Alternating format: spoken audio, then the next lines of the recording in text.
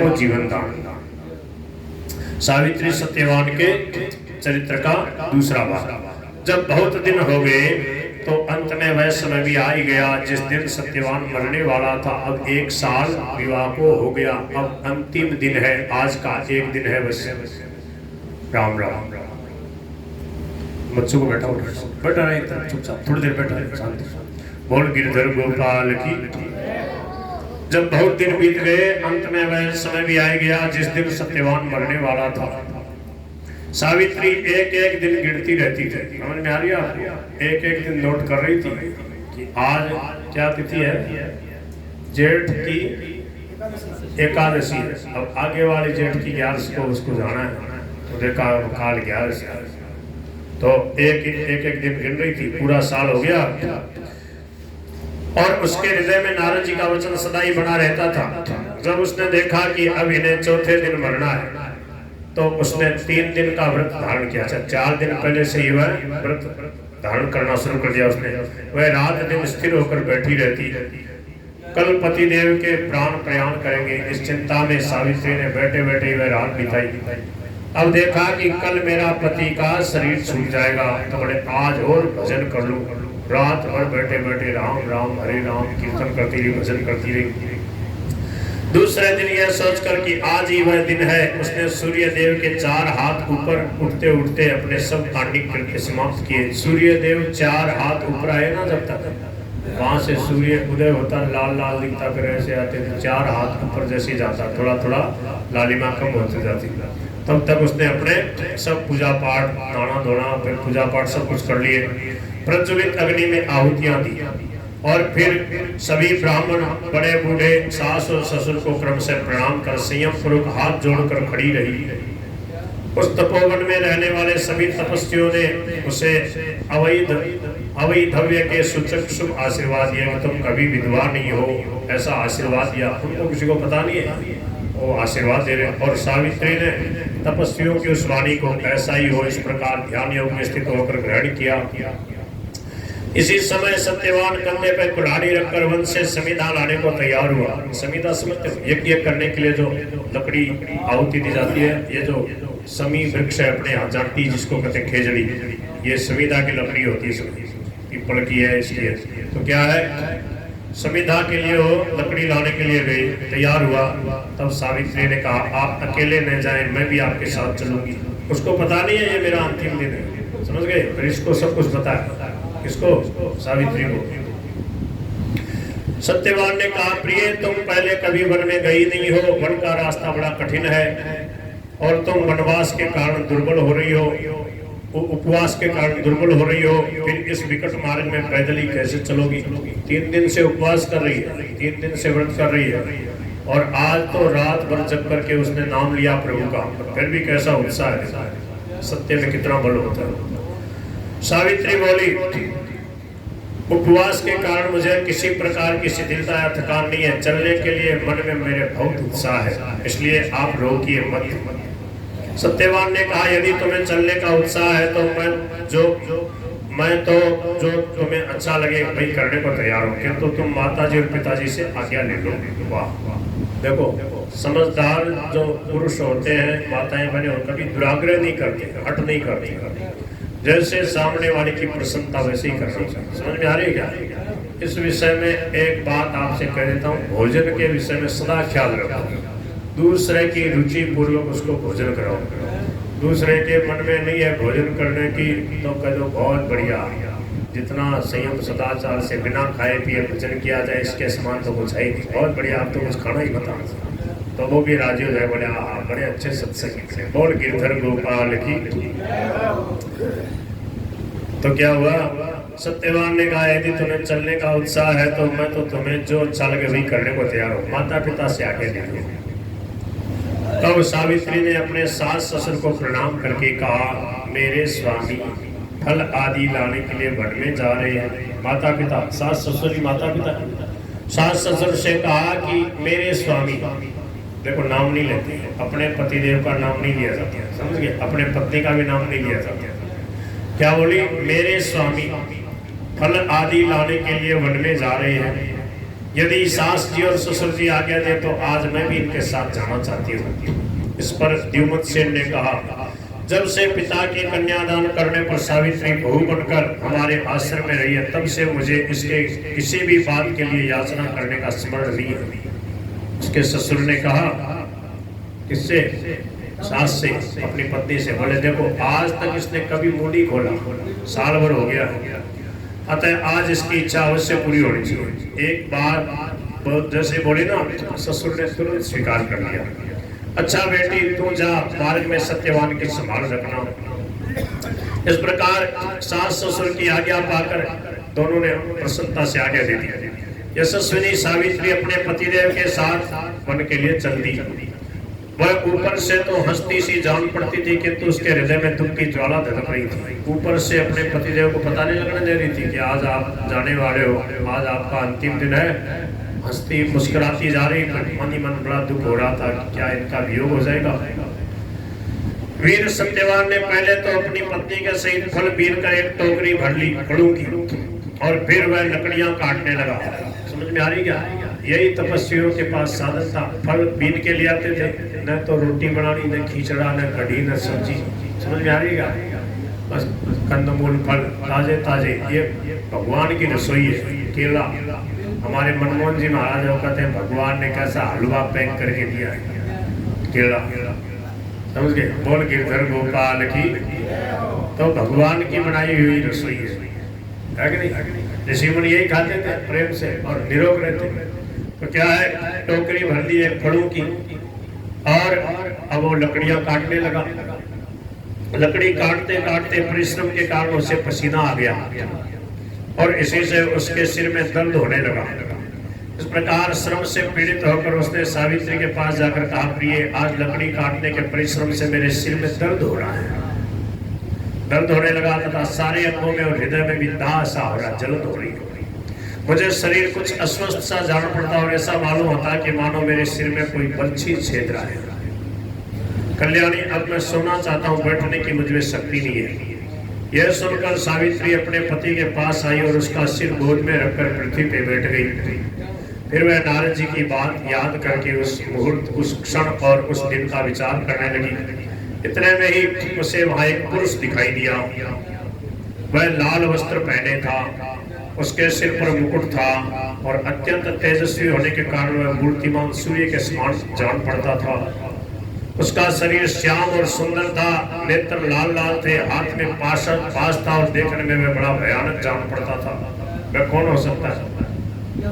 हाँ, यमराज स्वयं लेने आए बोले, क्योंकि उसको यमराज के दूतों की हिम्मत नहीं थी उसके पास आने की। यमराज खुद आता है ऐसे तपस्वियों को लेकर। मैं सत्यवान के पास खड़ा हुआ उसी की ओर देख रहा था। उसे देखते ही सावित्री ने धीरे से पति का सिर भूमि पे रख दिया और सहसा खड़ी हो गई। उसको तो पीड़ा हो रही थी, भयंकर नींद आ रही थी। वो तो सो रहा है, सत्यवान को कुछ नहीं पता है, सत्यवान तो सो रहा है। और जब उन्होंने देखा गहरी नींद आ गई है तो उन्होंने क्या किया, धीरे से उनका माथा पृथ्वी पे रख दिया। वो तो सो रहे, और वह हाथ जोड़ के खड़ी हो गई। उसका हृदय धड़कने लगा और उसने अत्यंत आर्त होकर उससे हाथ जोड़कर कहा, मैं समझती हूँ आप कोई देवता है, क्योंकि आपका यह शरीर मनुष्य का सा नहीं है। यदि आपकी इच्छा हो तो बताइए आप कौन है और क्या करना चाहते हैं, यहाँ क्यों आए हैं? यमराज ने कहा, सावित्री तुम पतिव्रता और तपस्विनी है, इसलिए मैं तुझसे संभाषण कर लूंगा। तू मुझे यमराज जान, मैं यमराज हूँ। तेरे पति इस राजकुमार सत्यवान की आयु समाप्त हो चुकी है, अब मैं इसे पास में बांध कर ले जाऊंगा, यही मैं करना चाहता हूँ। पतिव्रता सी सावित्री तथैव च तपोन्विता अतस्त्वाम भाषामि विद्धिमान् त्वं सुहेयम्। सावित्री ने कहा, भगवान मैंने तो ऐसा सुना कि मनुष्यों को लेने के लिए आपके दूत आया करते हैं, ये स्वयं यहाँ स्वयं आप कैसे पधारे? यमराज बोले, सत्यवान ये जो आपका पति है सत्यवान धर्मात्मा रूपवान और गुरु का समुद्र है, यह मेरे द्वारा ले जाए जाने योग्य है, इसी से मैं स्वयं आया हूँ। इसके बाद यमराज ने बलात् सत्यवान के शरीर में से पास में बंधा हुआ अंगुष्ठ मात्र परिमाण वाला जो जीव है, सूक्ष्म शरीर जीवात्मा, उसको निकाला। उसे लेकर वे दक्षिण की ओर चल दिए। तब दुखातुरा सावित्री भी यमराज के पीछे पीछे चल पड़ी।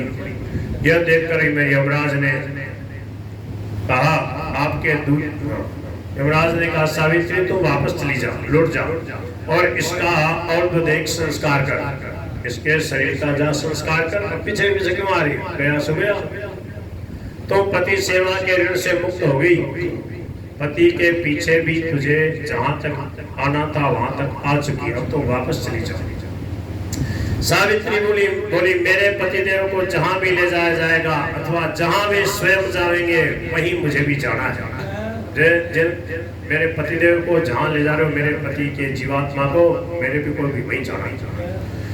यही सनातन धर्म है। तपस्या, गुरु भक्ति, पति प्रेम, व्रत आचरण और आपकी कृपा से मेरी गति कहीं भी रुक नहीं सकती। वाह वाह क्या बात है, समझ में आ रही है? वो क्या बोले? बोले मैंने तपस्या करी है, गुरुजनों की भक्ति करी है और पति से सच्चा प्रेम किया है और मैंने व्रत का आचरण किया है, इसलिए आपकी कृपा से मेरी गति कहीं भी रुक नहीं सकती। मेरे लिए ऐसा नहीं है कि आप जहां जाओगे वहां मैं नहीं जा सकती। जहां आप जाओगे, जिस लोक में जाओगे, मैं इसी शरीर से इसके पीछे पीछे मेरे पति के जीवात्मा के पीछे पीछे आपके पीछे पीछे आऊंगी। मेरी गति को कोई रोक नहीं सकता। मैंने व्रत किया, तपस्या करी, सत्य का मेरे अंदर बल है। बोल गिरधर गोपाल की जय। यत्र मे नियते भर्ता स्वयं वा यत्र गच्छति मया च तत्र गन्तव्यम् एष धर्मः सनातनः। तपसा गुरु भक्त्या च भर्तु स्नेहा व्रतेन च तव चैव प्रसादेन न मे प्रतिहता गति। मैं कहीं रुक नहीं सकती। मेरे लिए ऐसा नहीं है कि मैं आकाश में उड़ के आपके पीछे पीछे नहीं आ सकती। कहीं चले जाओ, पाताल में चले जाओ, मैं वहीं जाऊंगी। मेरे अंदर सत्य का ऐसा बल है। यमराज बोले सावित्री तेरा स्वर अक्षर व्यंजन एवं युक्तियों से बात, ये युक्तियों से तेरी बात सुनकर मैं बहुत प्रसन्न हुआ। तो सत्यवान के जीवन के सिवा और कोई भी वर मांग ले, मैं तुझे सब प्रकार का वर देने को तैयार हूँ। समझ में आ रही क्या? बोले इन तेरे पति ने जीवित करने के अलावा तो कोई वरदान मांग ले, मैं तेरे वरदान दे दी, मैं राजी हूँ तेरे। सावित्री ने कहा मेरे ससुर राज्य भ्रष्ट होकर वन में रहने लगे हैं और उनकी आंखें भी जाती नहीं है, सो वे आपकी कृपा से नेत्र प्राप्त कर लें, बलवान हो जाए और अग्नि तथा सूर्य के समान तेजस्वी हो जाए। यमराज बोले साध्वी सावित्री मैं तुझे ये वरदान देता हूँ, तूने जैसा कहा वैसा ही होगा। तू मार्ग चलने से शिथिल सी जान पड़ती है, अब तो लौट जा जिससे तुझे विशेष थकान न हो। सावित्री ने कहा पतिदेव के समीप रहते हुए मुझे श्रम कैसे हो सकता है? जहाँ मेरे प्राणनाथ मेरे प्रीतम मेरे पतिदेव रहेंगे वही मेरा निश्चल आश्रम होगा, मैं वहीं जाऊंगी। हे देवेश्वर, जहाँ आप पतिदेव को ले जा रहे हैं, इस बच्चे को हटा दो, उधर जाओ, बोल गिरधर गोपाल की। आप पतिदेव को ले जा रहे हैं वहां मेरी भी गति होनी चाहिए। इसके सिवा मेरी एक बात और सुनिए, बोल नंद के लाला की। क्या बोल रहे? पहला वरदान क्या मांगा? अपने जो अंधे ससुर थे उनको नेत्रवान कर लिया, जो बलहीन थे बलवान हो गए, तेजस्वी हो गए। और कह रहे हैं कि आप मेरे पतिदेव को ले जा रहे हैं वहां मेरी भी गति होनी चाहिए, वही मैं भी जाऊंगी। इसके सिवा मेरी एक बात और सुनिए, सत्पुरुषों का तो एक बार का समागम में अत्यंत अभिष्ट होता है, इससे भी बढ़कर उनके साथ प्रेम हो जाना है। संत समागम निष्फल कभी नहीं होता, अतः सर्वदा सत्पुरुषों के ही साथ रहना चाहिए। आप सत्पुरुष हैं, धर्मराज हैं, आपके साथ में मेरे को बहुत अच्छा लग रहा है, आपके साथ हूँ, मेरे पतिदेव भी हैं, चलो। यमराज बोले सावित्री तूने जो हित की बात कही है वह मेरे मन को बड़ी ही प्रिय जान पड़ रही है, उससे विद्वानों की भी बुद्धि का विकास होगा। अतः इस सत्यवान के जीवन के सिवा तुम एक वरदान और मांगो। सावित्री ने कहा पहले मेरे मतिमान ससुर जी का जो राज्य छीन लिया गया है वह उन्हें स्वयं ही प्राप्त हो जाए और वे अपने धर्म का त्याग न करें, यह मैं आपसे दूसरा वर मांगती हूँ। पहले तो उनको नेत्रवान बना दिया अपने ससुर को, अब बोले उनका खोया हुआ राज्य वापस मिल जाए और उनका जो है धर्म के मार्ग में अडिग जो है चलते रहे, कभी धर्म का त्याग न करें। यमराज बोले राजा द्युमत से शीघ्र ही अपने आप राज्य प्राप्त करेंगे और वे अपने धर्म का भी त्याग नहीं करेंगे। अब तेरी इच्छा पूरी हो गई, अब तुम लौट जा जिससे तुझे व्यर्थ श्रम न हो। सावित्री ने कहा, देव इस सारी प्रजा का आप नियम से संयम करते हैं और उसका नियमन करके उसे अभिष्ट फल भी देते हैं, इसी से आप यम नाम से विख्यात हैं। अतः मैं जो बात कहती हूँ उसे सुनिए। मन वचन और कर्म से समस्त प्राणियों के प्रति अद्रोह है, सब पर कृपा करना और दान देना, यह सत्पुरुषों का सनातन धर्म है। और इस प्रकार का तो प्राय ये सभी लोग हैं। सभी मनुष्य अपनी शक्ति के अनुसार कोमलता का बर्ताव करते हैं, किंतु जो सत्पुरुष हैं वे तो अपने आप पास आए हुए शत्रुओं पर भी दया करते हैं।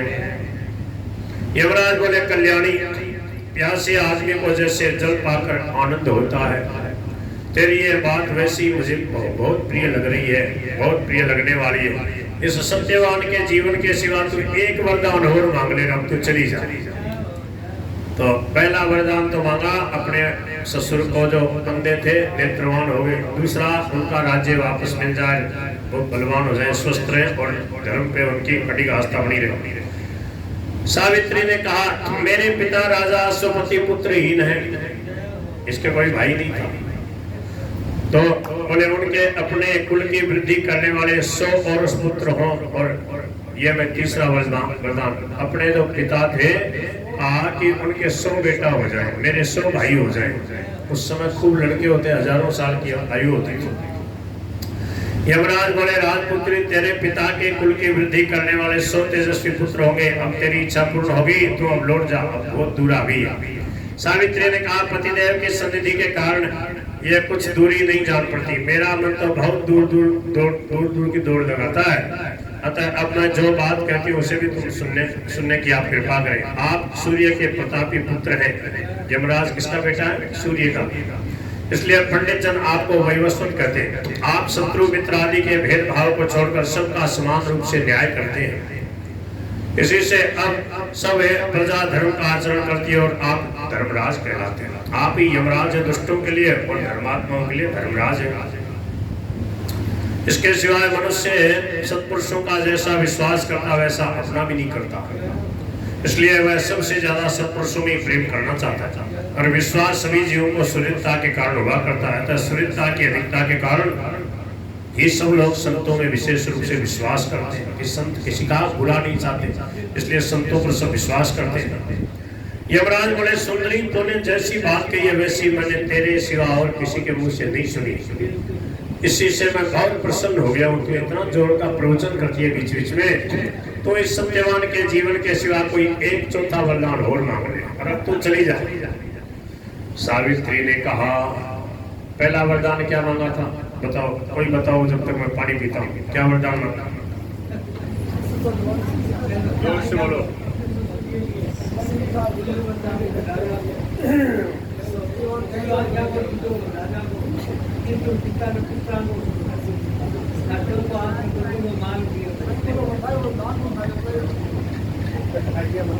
बोल गिरधर गोपाल की, सत्यवान और सावित्री की जय। तो कहा एक चौथा वरदान और मांग ले। पहला वरदान मांगा कि मेरे ससुर जी अंधे हैं, ठीक हो जाए, दूसरा और बलवान हो जाए, हृष्ट हो जाए, स्वस्थ स्वास्थ्य और ठीक रहे। एक एक में कई लपेटे से वरदान मांग लिया। दूसरा बोले उनका खोया हुआ राज्य मिल जाए। तीसरा बोले मेरे पिता के 100 बेटा हो जाए और स्वस्थ रहे, खूब राज्य करते रहे। अब चौथा वरदान, मेरे सत्यवान के द्वारा कुल की वृद्धि करने वाले बड़े बलवान और पराक्रमी 100 और पुत्र हो। यह मैं चौथा वरदान मांगा। बोले मेरे भी 100 बेटा हो जाए। ये तो कहानी ना, देखो चतुरता से वरदान मांगे लपेट लिया यमराज को। यमराज ने कहा कि इसके जीवन के अलावा, सत्यवान के जीवन के अलावा तो और एक वरदान मांग ले। तो वो तो नहीं मांगा, पर वो भी लपेटे में जाए गया। बोले मेरे भी 100 बेटा हो जाए, जैसे मेरे पिता के 100 बेटा है, मेरे 100 भाई हो, ऐसे मेरे भी इन सत्यवान जी से 100 बेटा हो जाए। बोले हो जाएगा। बोले अब हो जाएगा कैसे, इसको छोड़ो। बोले अब कहाँ लिए जा रहे हो?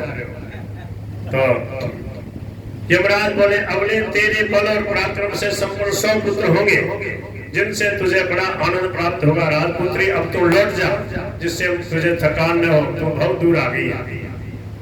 सावित्री ने कहा, सत्पुरुषों की वृत्ति धर्म में निरंतर ही रहा करती है, वे कभी दुखित या व्यथित नहीं होती। सत्पुरुषों के साथ जो सत्पुरुषों का समागम होता है वह कभी निष्फल नहीं होता।